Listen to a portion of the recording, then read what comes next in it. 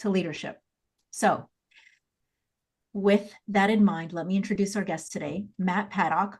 Matt Paddock is Director of Recruiting at AKQA, where he leads talent attraction for an award-winning multidisciplinary team, delivering creative innovation to global brands. He has over 20 years of experience in hands-on recruiting, managing talent teams, and working closely with business stakeholders to align talent with organizational vision and mission. And he himself is a career switcher from the arts. He holds a degree in jazz studies from Oberlin Conservatory and a graduate degree in music composition from Virginia Commonwealth. So he's going to share lessons from his own unconventional path, from jazz musician at Oberlin to recruiting leader, and from high stakes moments like managing mass layoffs that he's had to do, leading succession planning and rebuilding after his own recent layoff. So welcome to the Hard Skills. Welcome, Matt. Thank you. I'm excited to be here.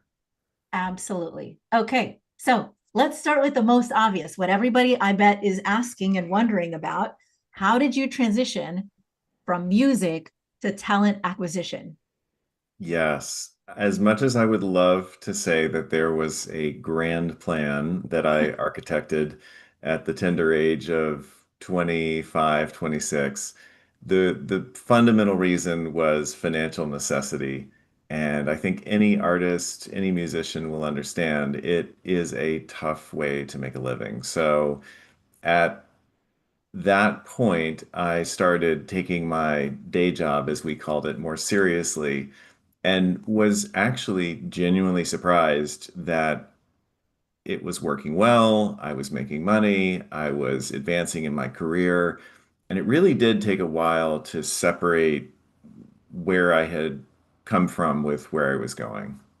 Yeah, so tell me more about that.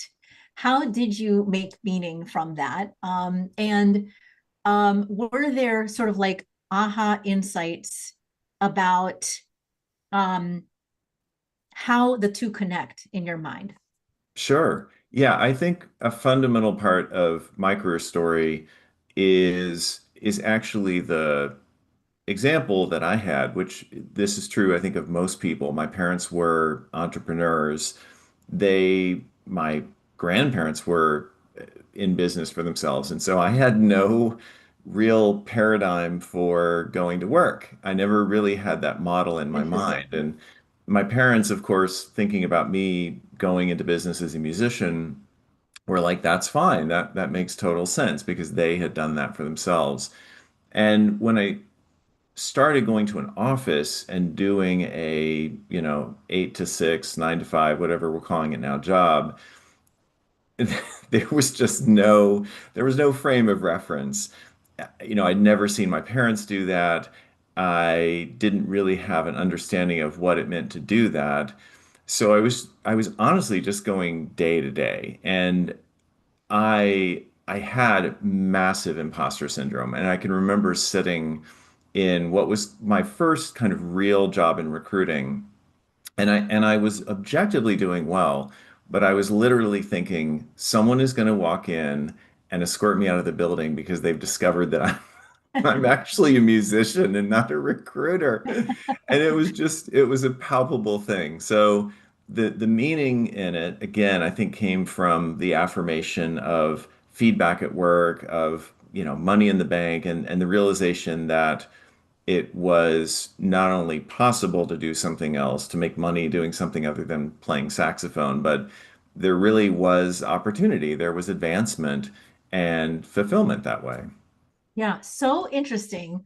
Both kind of the like what you experienced as the transition, but also something we don't think about, the actual like traditional work environment. I don't even know that there's any traditional anymore, but like up until this point, the traditional work environment um, was not necessarily like a normal thing for all people, and that includes musicians. So I'm curious then, over the years, have you seen any connections between what you learned in the arts and music composition and how it might translate to the business world and talent acquisition?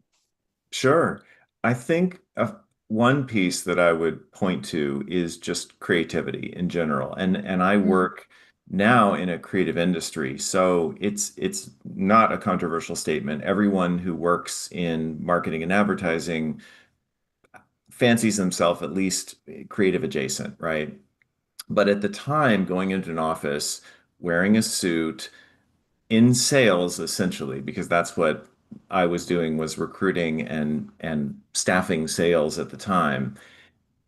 There was just a glimmer, and I think the glimmer was mostly in tech, and that for me has been one of the areas that I've been drawn to because there was a sense of possibility of we're making this up as we go.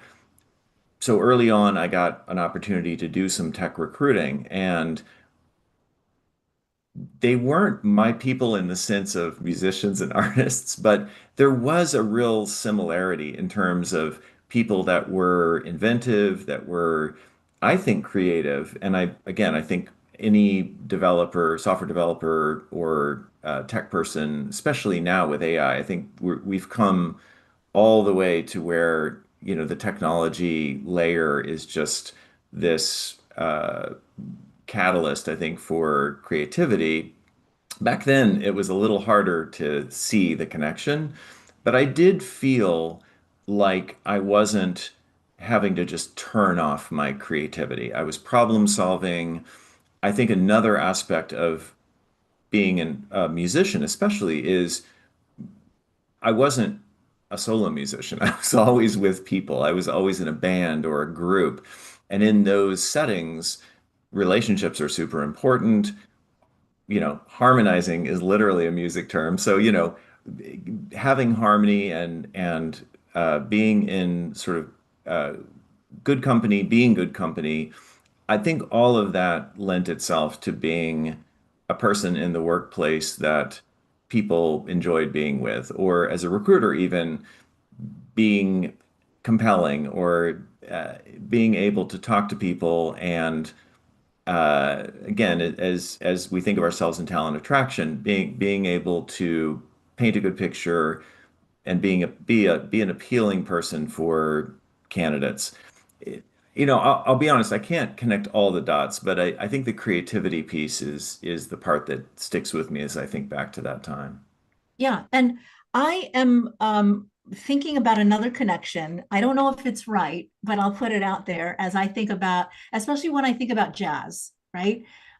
Like within jazz, there's an awful lot of improvisation. You have to know the basic rules in order to improvise well, right? But then you also, once you can improvise, you have to be like really attuned to what's happening around you, who's doing what, who's playing what, and can I build on it? Can I expand on it? And there's a bit of constantly being on your toes and being ready to just adjust. And in the world of constantly changing requirements and pivoting and finding the right fit for the organization, I could imagine a lot of those skills could also be easily translated, but you let me know if that's accurate or not. I mean, first of all, I love the jazz analogy. I think just like any other form of music and arts, jazz certainly isn't a monolith. So I know incredible jazz musicians who are also incredibly type A and very rigid personalities. Mm. I know others who are, very free flowing and sort of the stereotypical artist. I think a misnomer about jazz is that it is just free form and anything goes. You're exactly right, though. It's very much about listening, it's about paying attention, it's about following changes. And the change management piece is something I do think about a lot, that I have seen people throughout my career who have struggled to change. And to your introduction, that's never more apparent than in a career moment, whether it's a promotion, a new boss, I've lost my job, I don't like my job and I'm looking for a new job. all of those are change, and then just the normal change. We call it normal, but all of the things that are just coming at us all the time in the workplace. So I think if a person isn't resilient and able to change and attuned, which again is kind of a music term, attuned to others around them, it's like they're going to struggle, and work especially is going to feel truly like heavy labor. Yeah. And before we get into the career storytelling, not to beat this dead horse, but I I feel like there's just so much meat on this bone. Um, that when you think about the amount of knowledge and preparation and practice you need to get good at pivoting, to get good at being flexible, to get good at adapting, you need all of the like rules, the foundational stuff to do it well. And so when we then talk about career storytelling, or being able to go on an interview and explain why you had 10 different switches, or when there's a layoff, it's really hard to explain unless you've done a lot of really foundational work to have the language to be able to see the through line, right? And so that makes me want to like move into the career storytelling piece.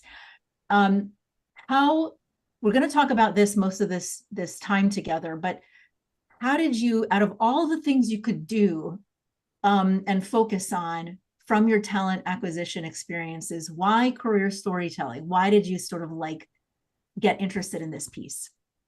I've been interested in it because to me, Mira, it's a fundamental in any recruitment conversation. And I think that we too often think of it as matchmaking. And if anything, AI has made this worse, where now people are just dropping a job description and their resume into, an LLM and saying, "Am I a match for this?" or write my resume in such a way that it's a match for the job. And those are definitely data points, and we can look at those and make connections. But at the end of the day, even if AI is interviewing people, there is a requirement as a candidate and as a worker that I'm telling my story, that I'm explaining to people, what do I do? Where do I come from? It's the beginning of every meeting with new people. We go around and it's kind of a eye roll, but there is that icebreaker moment of tell us about yourself and some variation on that. And it's interesting to me how some people really can perfect that.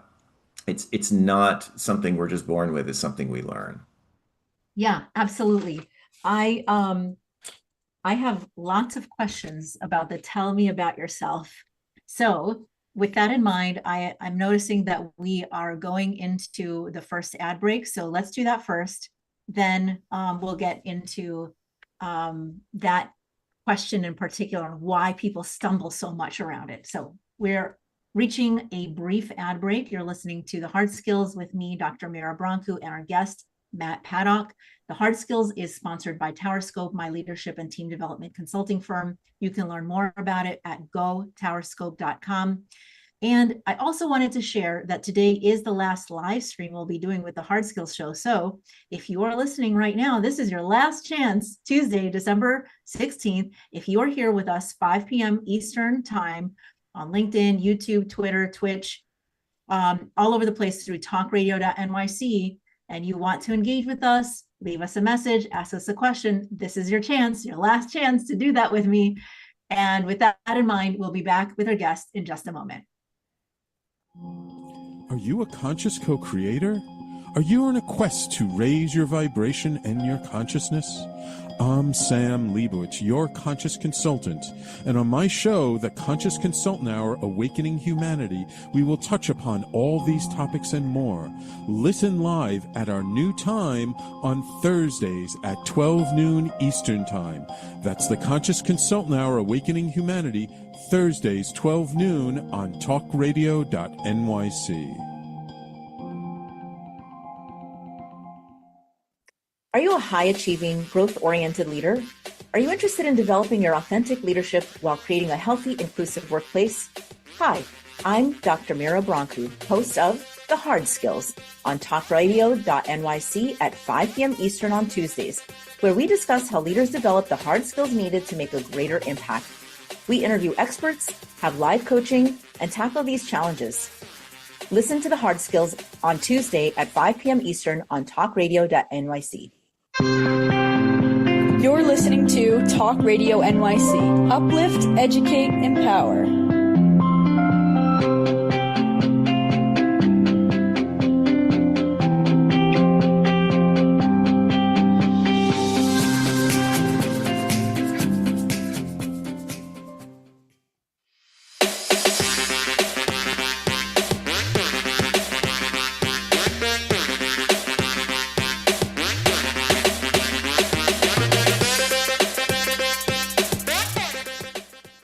Welcome back to The Hard Skills with me, Mira Brancu, and our guest today, Matt Paddock. So, Matt, you mentioned the infamous "what do you do" question, which gets us all stumbling around. And it got me thinking about three types of people that I find this question especially challenging. I'll name them, but then I want to sort of explore like the broader foundational stuff before we get there. The first I'm thinking about is introverts. Boy, this sounds like such a schmoozy general question, and it's exhausting for introverts to get into something they want to get into deeply and yet answer at a very surface level stuff, And so that's one thing. The second was experts. Experts can get too detailed and bore the hell out of everybody, except other experts in their area. And I'm wondering, about your thoughts on that when we get to that. And then also people who are multiply talented polymaths or have a portfolio career where they have like 5 jobs, hint, like me, and are constantly trying to, change their LinkedIn profile. I'm talking too much about myself here because they do too many things, right? And then what is the answer to that question then? So before we take those specifics, though, let me just back up a moment.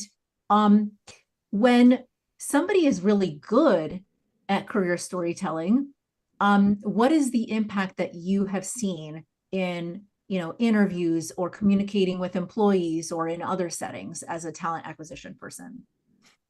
Yes, I think the people that do this well are people that others are drawn to. So I mentioned before that to me, my profession, being a recruiter, is always about storytelling. I think that good managers, good mentors are people that, whether we realize it or not, are painting a picture. Often in work, we say, oh, that person really has vision, or that person really communicates the mission. What I think we're really saying is they're great at storytelling, and they're great at helping me understand where we're going. I think that the job seekers, when I'm in an interview and I can tell that someone is good at storytelling, it is an effortless conversation. I'm not having to drag the details out of them. And then to your point, which I know we're going to get to, I'm also not overwhelmed or bored because they are just, on blast and constantly talking without a Yeah, real sense of direction. absolutely. And one immediate thought I have about the impact, because you said it sort of draws people in, is that humans need sense making and meaning making in their lives, right? Like if we live in constant uncertainty and chaos, it is not pleasant.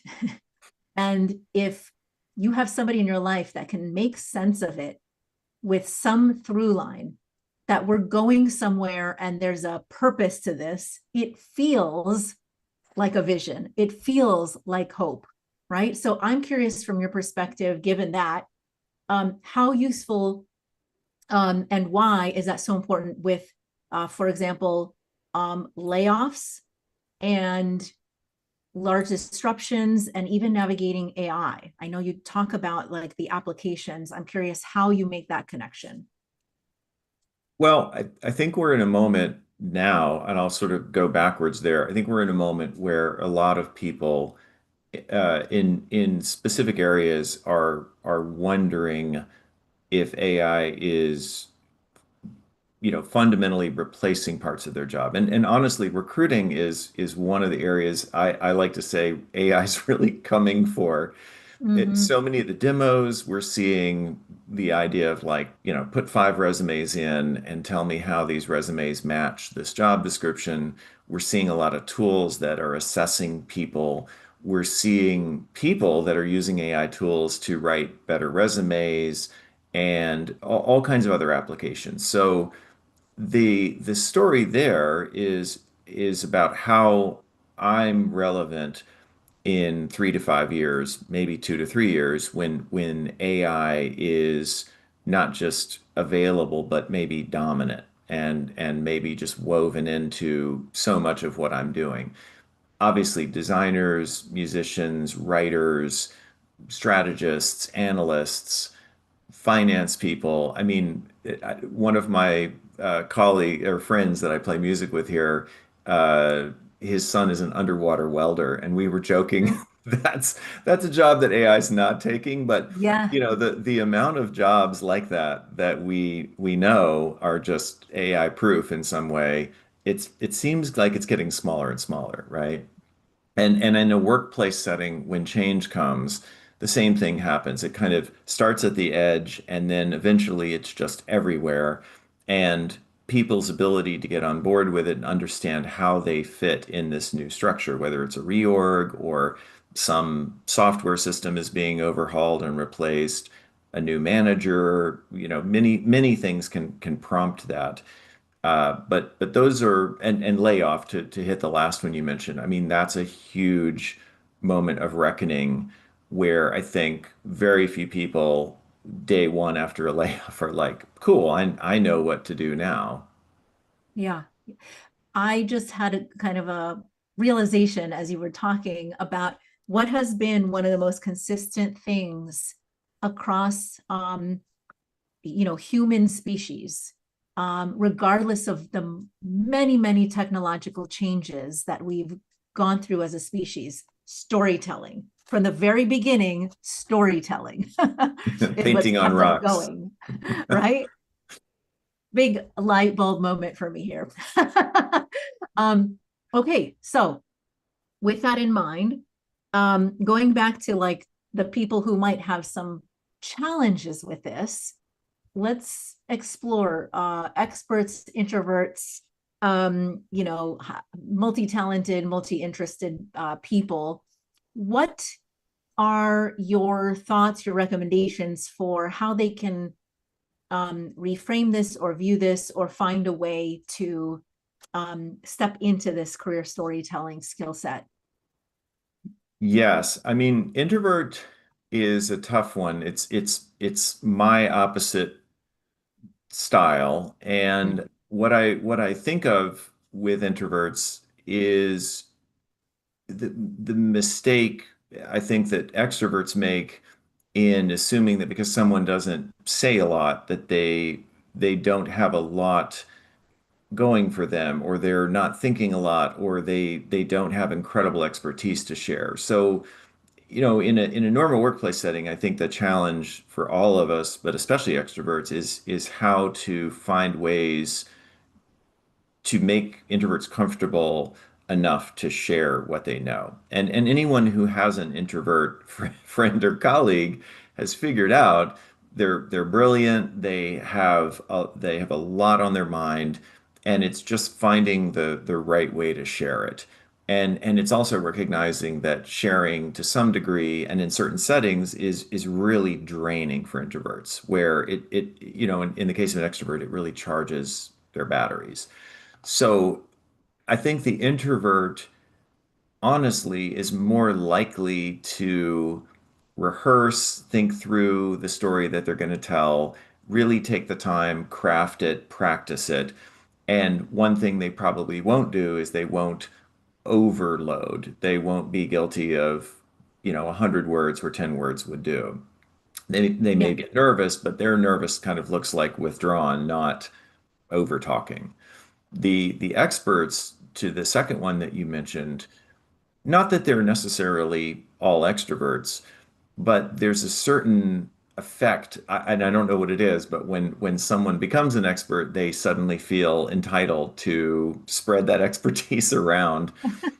And it can be abrasive, and it's about understanding what the situation needs. And I would say, in the storytelling vein, it comes down to the type of stories that we tell in certain settings, right? Like stories that we would tell a child versus stories that we would tell an adult.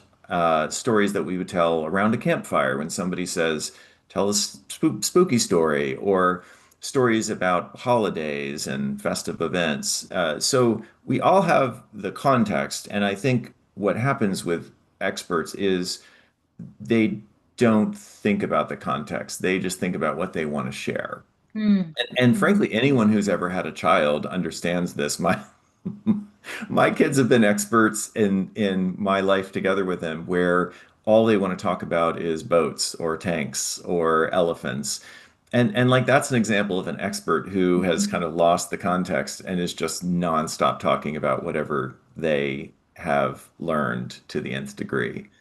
Yeah. Um, Yeah. Before we get to the third, I just want to yeah, sort of like extract, one kind of insight as you're describing these two yeah, is um, that they're not thinking about what the audience needs of them. They're only thinking what they feel about that situation and that question. yeah, And, for introverts, it's more like, oh, this stupid question again. I don't even want to get into it because I'm not going to be able to, have a meaningful conversation, right? Or whatever assumption they're making about engaging in the response to that question, rather than thinking, boy, what would be useful to the person in front of me to know about me, right? yeah, And how can I create that connection that would feed me as much as them, right? And then with the expert, it's the same thing. Like rather than what are all the things I'm interested in that I would love to talk about?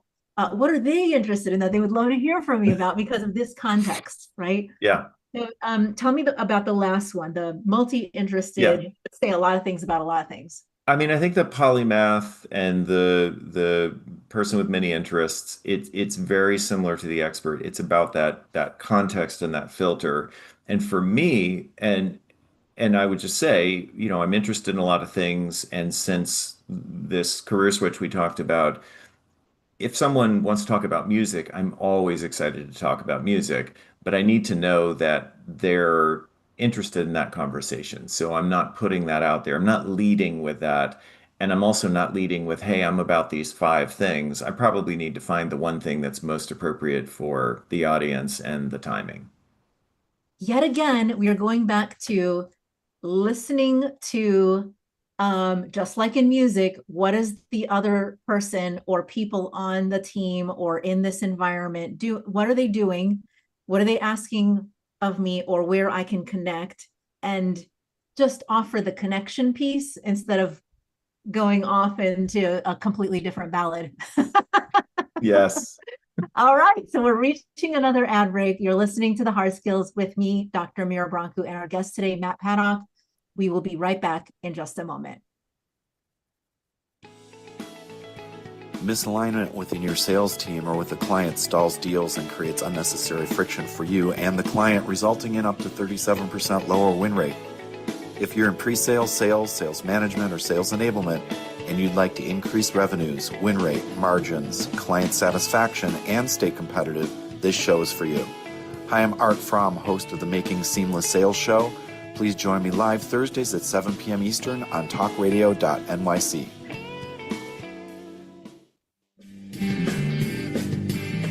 Hey everybody, it's Tommy D, the nonprofit sector connector, coming at you from my attic.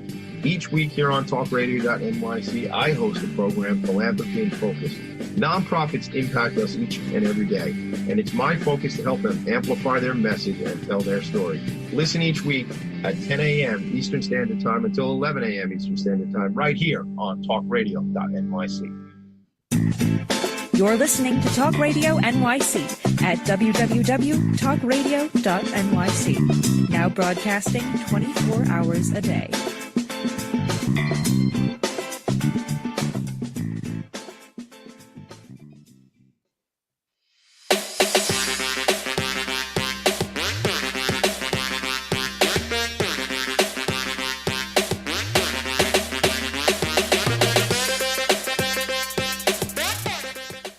Welcome back to The Hard Skills with Matt Paddock today, talking about career storytelling. And I'd love to do a deeper dive into some of these scenarios and contexts where it comes in handy. And one of the first things that you mentioned was around layoffs. You've been on both sides of this, right? You've been on the side of like hard decision making by the organization for mass layoffs, and we've got people on and your experience with being laid off. And I would love to hear from both sides, where does career storytelling come in? How can it be useful? Yes, thanks for the question. I think from personal experience, I dealt with this a few years ago, and one of the things that was really helpful for me just to paint the picture, laid off, unexpected, out in the workforce, and honestly not options lined up, was not actively looking for a job. And of course, the normal job seeker activity is important.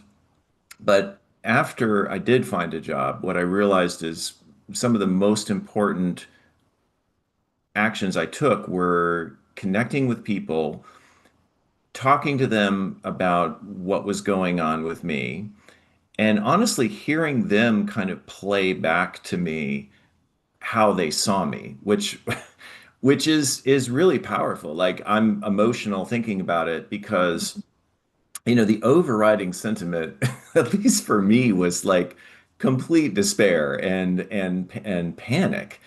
And just having people say to me like, well, hey, that you're gonna find something like this, or people are gonna want you because of this. And it's interesting. That's something that I would encourage everyone to do before you get laid off, particularly, is to find people that know you.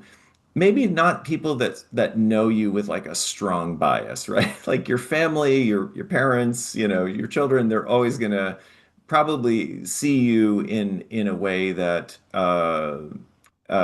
it's just different. So I think in a professional setting, it's just important to have people who understand your value. And if you ever sort of lose that thread or need clarification, it's really great. And I think, sometimes networking, most times I think is vastly underrated. And I think that's one of the things that networking does for you is it kind of reminds you who you are because these people act as kind of mirrors for you. So that's a big piece of it that I found.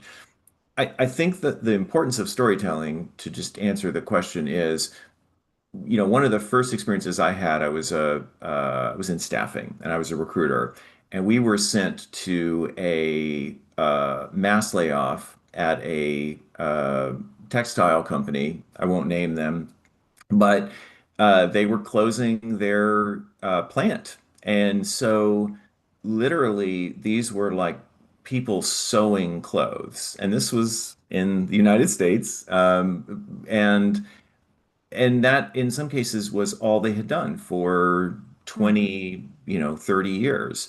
Wow. Fast forward probably 10 plus years into my career, I did mass layoffs at a printing plant for a company that I worked for at the time that was going through a major shift from print to digital. And again, you had people that had worked on a printing press for 20 to 30 years and were having to reconcile, what does my career look like in a digital age, or with the Yeah. seamstress, like what does my career look like when there's no sewing work to be done, for major textile companies in the United States. So you at that point, I think, have to get really clear on crafting a new story because the old story just it doesn't play anymore. Yeah. What what works to be able to process that kind of loss, or I mean, there's a loss of job, but also identity Yeah. after 20 to 30 years of doing that, in order to feel like you have something that feels like it's propelling you or moving you forward. Yeah. I think it's about identifying basic values, basic skill sets, and those skill sets, I mean, maybe in line with what we talk about here.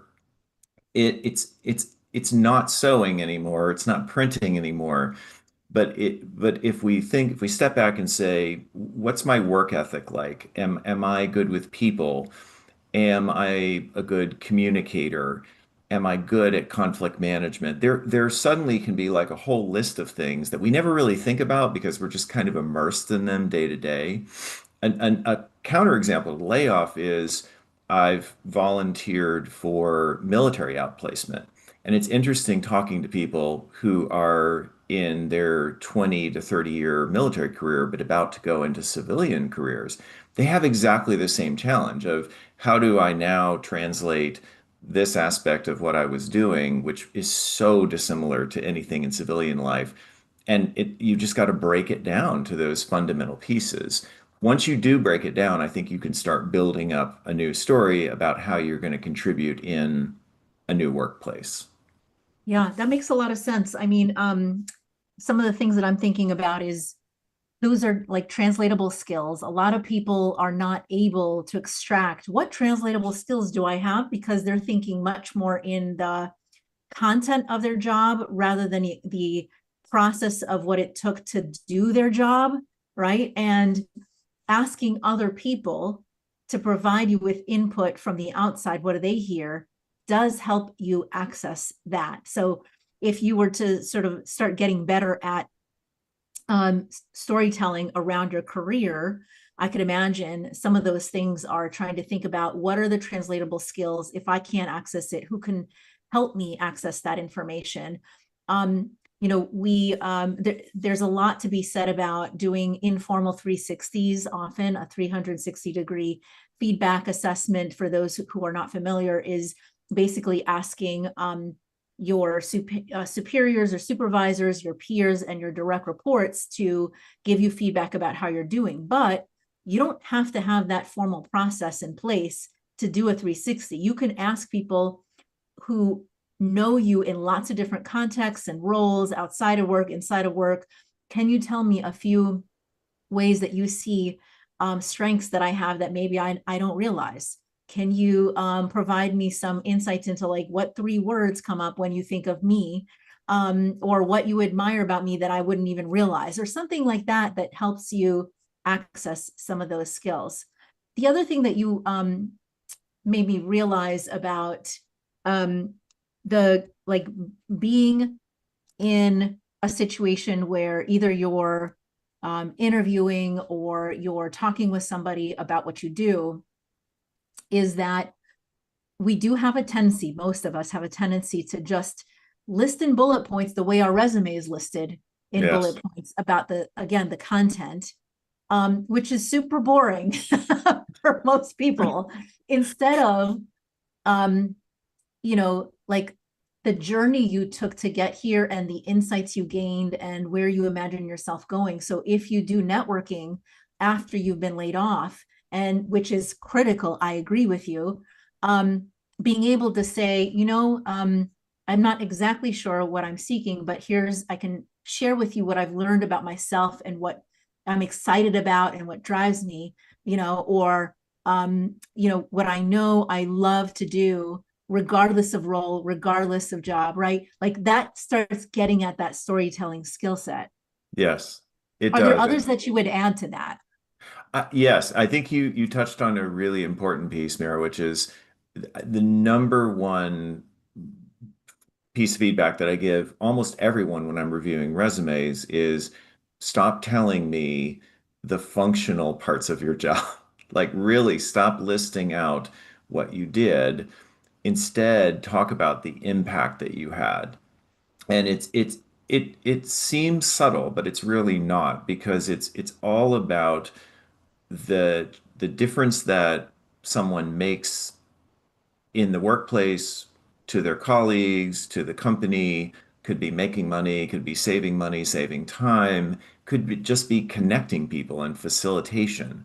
But when people shift their thinking and try to write a resume in that way, it makes for a much better script in terms of storytelling. In other words, to your point, I mean, the people that show up and just read down the resume like it's a PowerPoint slide, in answer to the question of, tell me about your work as a podcaster, it's not interesting, it's not compelling. It paints a picture of someone who's on automatic and has not done a lot of reflection into, again, like the value that they add and the impact that they're making. Absolutely, absolutely. Before I get to my next question, I just want to comment that we have our engineers in the background, and they're tracking, who is listening live right now. And we have a good group of live listeners today. So if you all have questions, comments, additions, please add them. We would be happy to bring them into the discussion today, or additions, things we're missing, right? Okay. So we talked about AI impact. We talked about, and our, what does this mean for me identity wise? We talked about layoffs and what does this mean for me identity wise? Succession planning is another area where I think you have some thoughts about the connection with storytelling. And I'd love to hear, what is that connection for you with succession planning? Yeah, I think that the succession planning conversation, having done it in sort of a black box, meaning we would get together in a room with executives and talk about people and their readiness to move. I think realizing that for people is, do I want someone else telling my story, and what is their version of that? So, with a manager, how would my manager represent my readiness to move or to take on new responsibilities? And I think the key to succession and really to growth. So, because what we're talking about is people feeling stuck, feeling pigeonholed, wanting promotion, feeling like they deserve a promotion, and yet they're not really doing all they could to paint the picture to the people that need to understand that. And again, in essence, your manager is going to be the person who's telling your story when it comes to promotion. Say more about prepping your manager to be able to do that. Well, I think it's managing up first and foremost. I think it's back to that 360 where, if you're in a situation where you're not having fairly regular one-on-ones with the manager, if you're not getting a regular review, at least annual, that's a real problem, because again, that person most likely is just looking at your day-to-day output and is looking at you very tactically. And it's important, I think, to understand and have a real good two-way conversation about your upside, your areas for growth, what could be your next step, and future opportunities at a company. Absolutely, absolutely. I'm gonna get back to more of that when we come back from the ad break, but we are reaching an ad break, so we do need to take it. You're listening to The Hard Skills with me, Mira Brancu, and our guest today, Matt Paddock.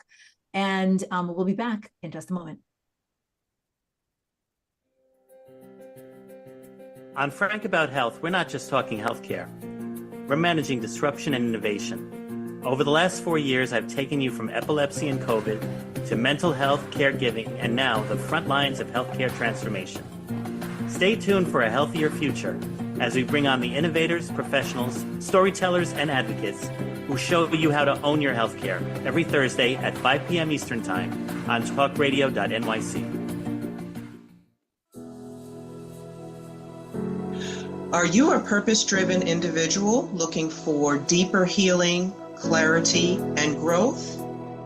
Welcome to the Expansion Room, a transformative space for purpose-driven individuals. I'm Siobhan Larice, host, licensed therapist, and coach. Join me every Wednesday at 5 p.m. Eastern Time on talkradio.nyc. You're listening to Talk Radio NYC at www.talkradio.nyc. Now broadcasting 24 hours a day.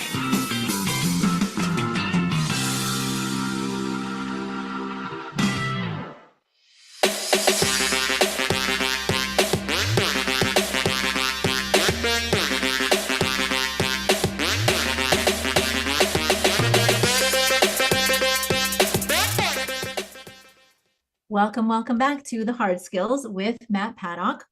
So one of the things that you had me reflecting on, Matt, is the difference between somebody who is meeting regularly with their manager and sharing just what progress they've made with their projects versus somebody who's taking a much more proactive, agentic, strategic approach to the conversations where it's, hey, I did this and this, and here's what I realized. I love doing training. Can I have more opportunities to do training?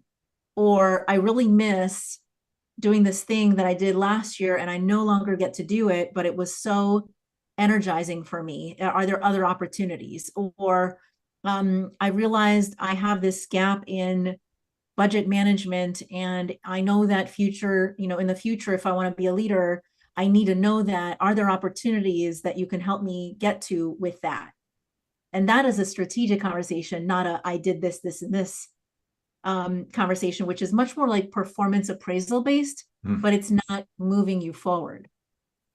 Yeah. No, I think that's dead on. I mean, I think that periodically, it's not going to be an every week type of conversation, but I think that once the basic task updates and project updates are complete, it is important, I think, for everyone to check in with their manager on, just as you said, not just how am I doing, but to lead the way and say, when I did this, I really enjoyed that. If you see opportunities for me to do more of that kind of work, please let me know.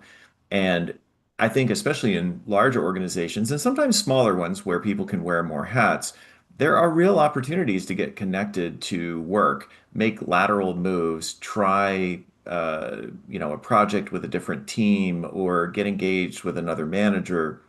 I think the best organizations are giving people opportunities, and out of those opportunities come growth. And I think that all becomes part of the story is, being given different opportunities at work. And again, some of them work out great. Some of them, it's like, well, now I know what I don't want to do. That's also part of the story too. That's right. Yeah. Beautiful. We do have a comment from YouTube, a question for you, Matt. With AI being so prominent in the hiring process now, do you have any advice on how to make a resume stand out more when being reviewed? Great question. Yes, I absolutely do. And it goes back to what I said, that what AI does incredibly well right now is pattern matching. And it will write you an incredible resume based on a job description. It will write you an incredible resume based on other resumes. What it is not able to tap into, though, is the unique experiences and the differentiators that you brought to the workplace. So it's going to create a list of detailed points. It's going to look great and it's going to seem really thorough. But what's so often missing in, I think, powerful resumes, and I would extend this to anything, people who have personal websites, who have creative portfolios, it's understanding the thought and the impact that you had in the workplace.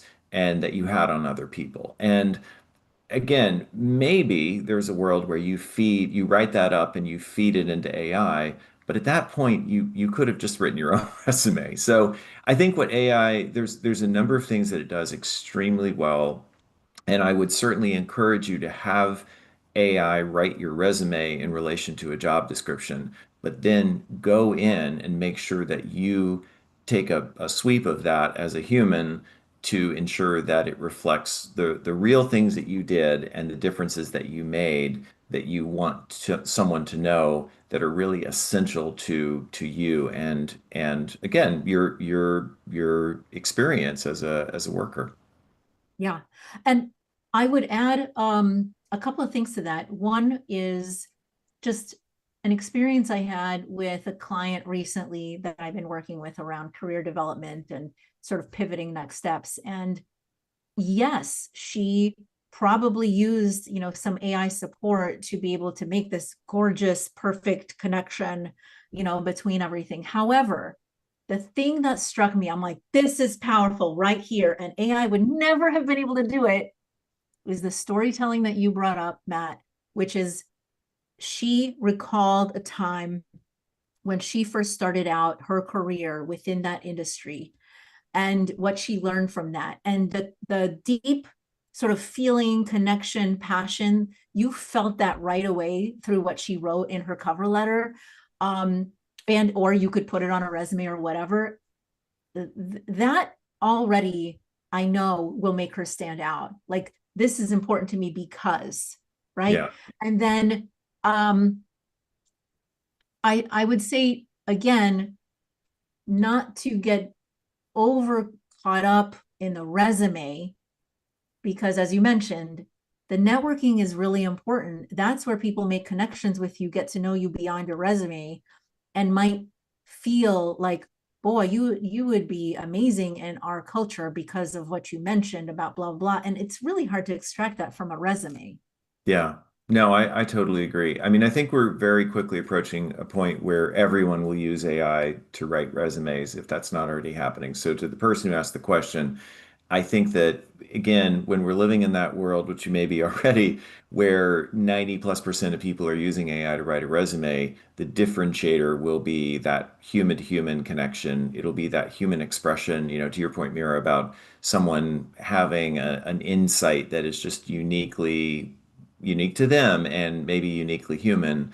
I think those are the things that they stand out now, and they're gonna stand out even more when we have just a slew of AI written resumes. Yeah. So now let's get real practical as we are closing out. If I am somebody who this just does not come naturally to me, I've never been a storyteller, I don't even think that way. What are some ways to start practicing and improving this skill set? Yes. I think the first way is something I mentioned earlier about seeking out people who know you, who've worked with you, who, when they think of you, will say things that become part of that story. And I think also really trying, I said this as well about the big changes in life, big career changes, layoffs, you know, job pivots or career pivots, trying to break down what you do into fundamentals. In other words, for people who don't understand what I do, talk about myself as a professional matchmaker. I talk about myself as finding people jobs. And there are some easy to grasp things that are part of whatever you're doing that will take something that might otherwise be kind of obscure and hard to understand and make it easier for people to process. And you said this, Mira, and I really think it's dead on.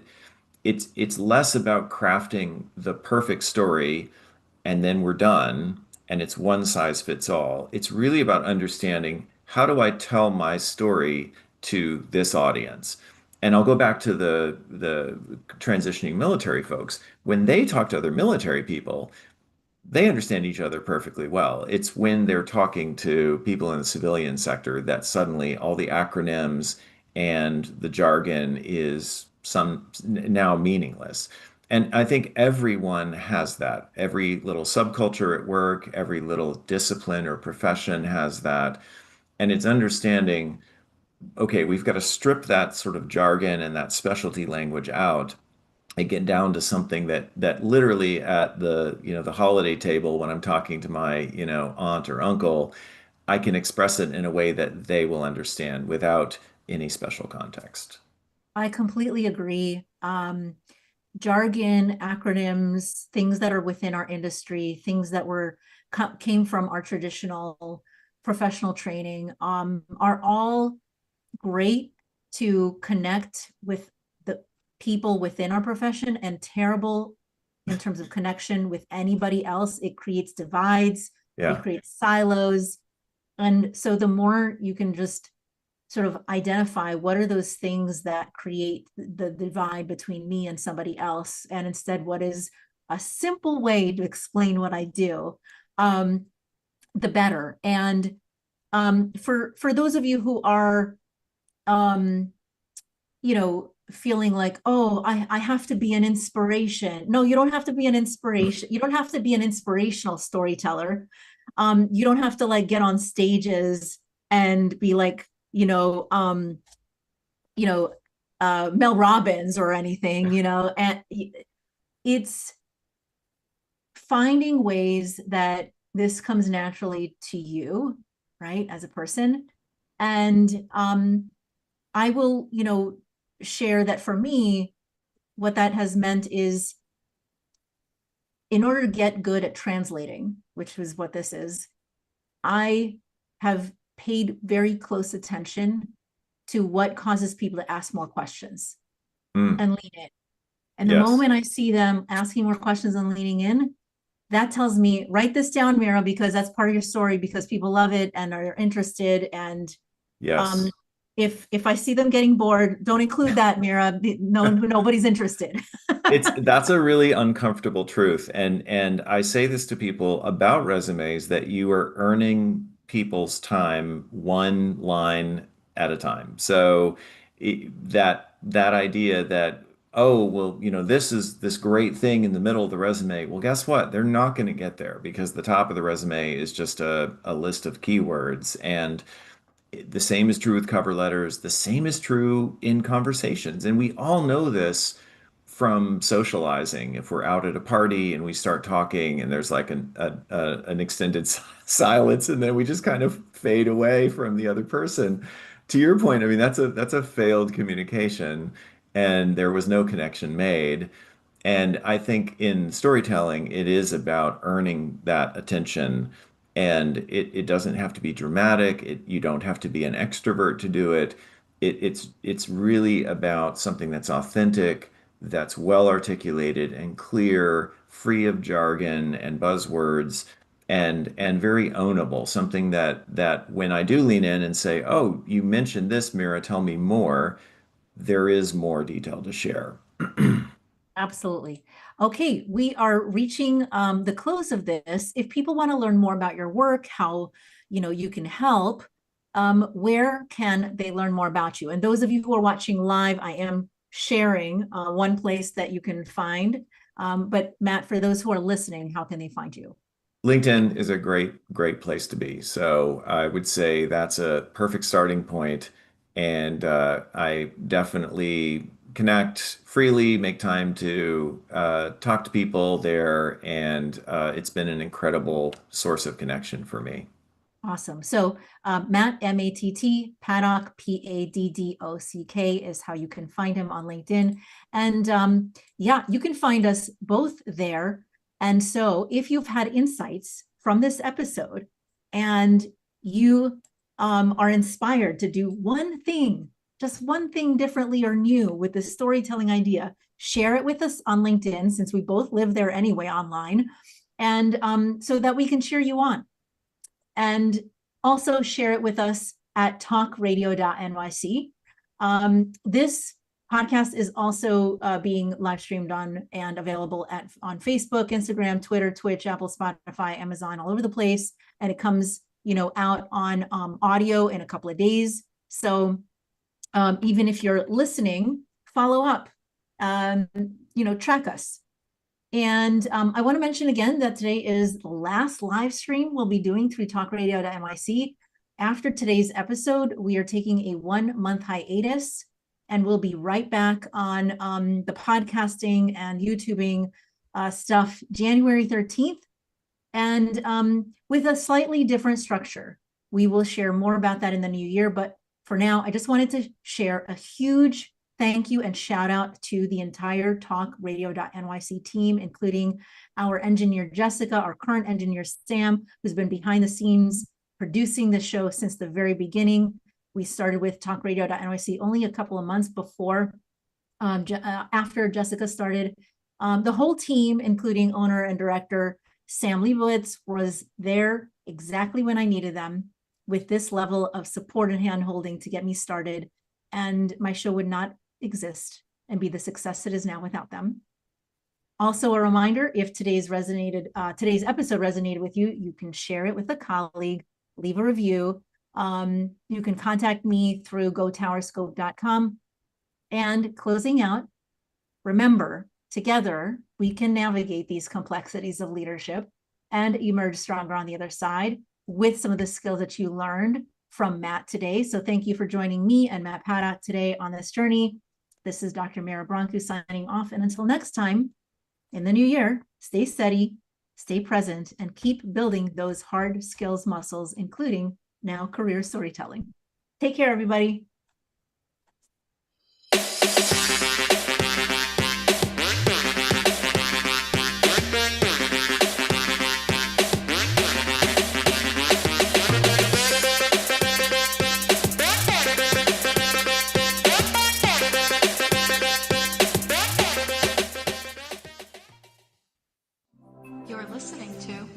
Talk Radio NYC. Uplift, educate, empower.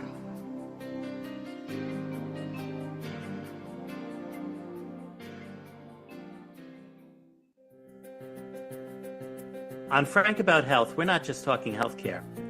We're managing disruption and innovation. Over the last 4 years, I've taken you from epilepsy and COVID to mental health, caregiving, and now the front lines of healthcare transformation. Stay tuned for a healthier future as we bring on the innovators, professionals, storytellers, and advocates who show you how to own your healthcare every Thursday at 5 p.m. Eastern Time on talkradio.nyc. Hi, I'm Linda Marsanico. The A Train to Sedona is a memoir about my journey to love and compassion. It's also the name of my new broadcast on Wednesdays at 12 noon. When we are spiritual, we embrace possibilities and ideas, which strengthen our mind, body, spirit, health, and wisdom. On the A Train to Sedona broadcast, I plan to interview guests who embrace these expansive practices. Join us on Wednesdays at 12 noon on Talk Radio New York City. Hey everybody, it's Tommy D, the nonprofit sector connector, coming at you from my attic. Each week here on talkradio.nyc, I host a program, Philanthropy in Focus. Nonprofits impact us each and every day, and it's my focus to help them amplify their message and tell their story. Listen each week at 10 a.m. Eastern Standard Time until 11 a.m. Eastern Standard Time, right here on talkradio.nyc. Are you a conscious co-creator? Are you on a quest to raise your vibration and your consciousness? I'm Sam Leibowitz, your conscious consultant, and on my show, The Conscious Consultant Hour, Awakening Humanity, we will touch upon all these topics and more. Listen live at our new time on Thursdays at 12 noon Eastern Time. That's The Conscious Consultant Hour, Awakening Humanity, Thursdays 12 noon on talkradio.nyc. Are you a high-achieving, growth-oriented leader? Are you interested in developing your authentic leadership while creating a healthy, inclusive workplace? Hi, I'm Dr. Mira Brancu, host of The Hard Skills on talkradio.nyc at 5 p.m. Eastern on Tuesdays, where we discuss how leaders develop the hard skills needed to make a greater impact. We interview experts, have live coaching, and tackle these challenges. Listen to The Hard Skills on Tuesday at 5 p.m. Eastern on talkradio.nyc. You're listening to Talk Radio NYC. Uplift, educate, empower.